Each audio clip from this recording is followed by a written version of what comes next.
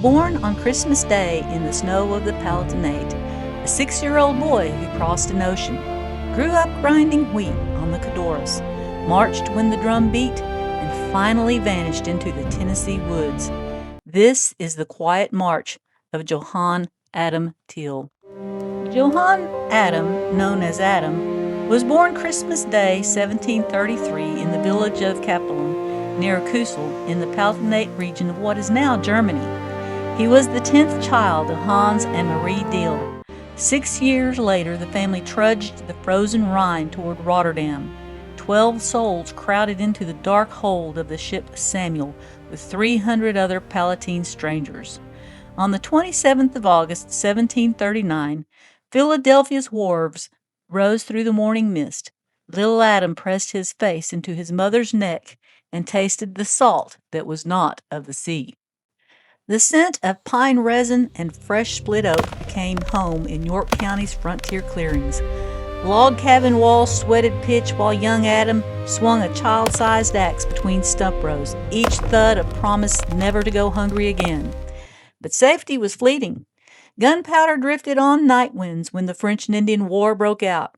His father died on 16 April 1755, leaving Adam and his brother George money on condition they stay 2 years to grind the old man's debts into flour. At 21, Adam tasted wheat dust, axle grease, and the crushing weight of duty. He married Mary Magdalene Burkhart in 1760. Children came. Naturalization papers rustled. Life on the frontier was hard, but it was theirs. In the late summer of 1777, the militia drum rolled through Dover. At 43, with 5 children underfoot, Adam kissed Magdalena's forehead, took up his fowling piece, and walked to the muster ground. He served in the 3rd rank of the 5th Company York County Militia. By January, they were on the road to New Jersey.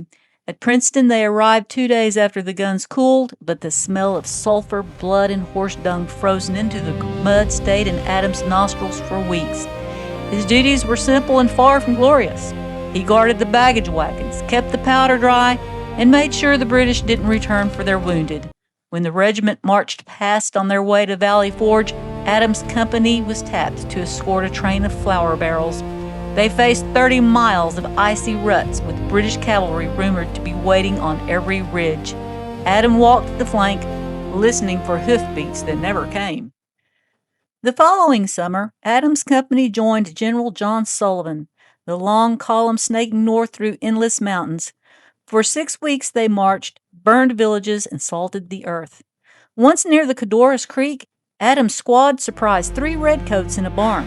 The fight lasted 30 heartbeats. 1 Brit surrendered, hands high, begging in a Scots burr.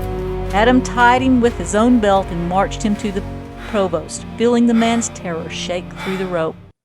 When a British raiding party burned a neighbor's barn in 1780, Adam rode all night with 20 men and helped save the house. They found the raiders' tracks in the mud and let them go. There were too few to chase, and they were too tired to hate. Adam never wore a continental blue coat. He simply answered the drum when it called and went home when his short duty was done. In 1784, the Conestoga wagons rolled south 230 hard miles down the Great Wagon Road to Bedford County, Virginia. 18 years later, at nearly 70, Adam and Magdalena loaded those same wagons one final time. They pointed them toward the bare, thick woods of Jackson County, Tennessee. Here in the Switzerland of the Cumberlands, Adam and Magdalena vanished into this wilderness, not as conquerors, but as 2 old souls chasing one final horizon and one last harvest. This is only one of the many untold stories in my book, Land Where My Fathers Died, Untold Stories of My Father's Patriot Ancestors. If Adam's quiet courage spoke to you, subscribe to this channel. More stories of faith, family, and the long road west are coming. I am LeAnne McCamey. Thank you for walking this path with me.